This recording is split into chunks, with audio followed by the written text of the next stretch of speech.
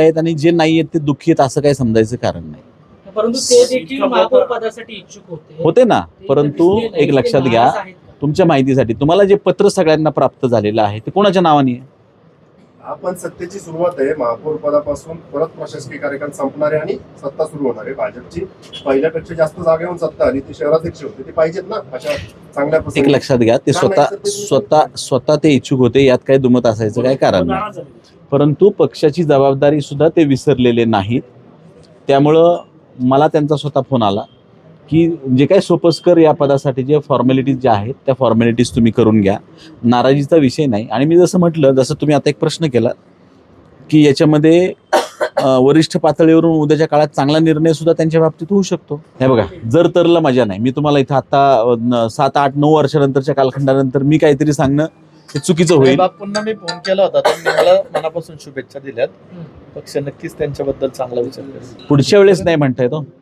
पुढचं वर्ष आता पक्ष विचारातच आहे. पक्षाची जबाबदारी बापूंवर आहे. म्हणजे उपमहापौर म्हणजे लक्षात नाही आलं तुम्हाला काय म्हणजे जास्ती महत्त्वाचं पद महिलांना दिलं जाणार नाही अशी आता अडचण नाही. एक लक्षात घ्या, तुम्हाला गतकाळात आठवत असेल तर मागच्या वेळी माई ढोरे महापौर शहराच्या 2.5 वर्ष होत्या. त्यामुळे काय होतं, झालेलं आपण विसरायचं नाही ना. ज्या झालेल्या गोष्टी झालेल्या आहेत ना, ताई आमच्या महापौर आहे, आमदार आहेत.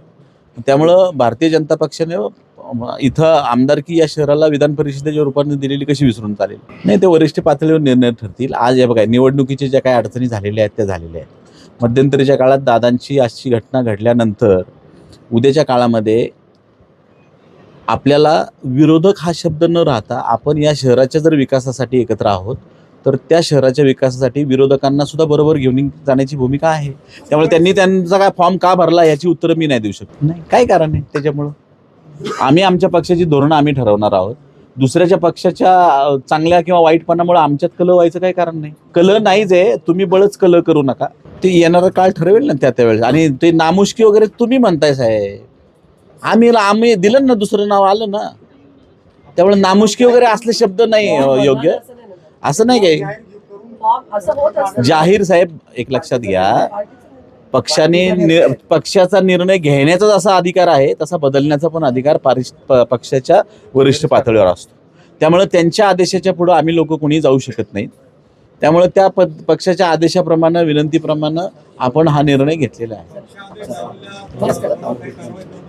काय पक्ष आदेश डावलल्यामुळे काय कारवाई करणार? नाही, काही नाही. आता जरा थोडा कारभार सुरू केल्याचा आनंद बाळगू दे ना आम्हाला. अगोदरच गोळ्या घालायला लागले सगळे. सगळ्यांचे मनपूर्वक आहे ना भाऊ, 2 वर्ष.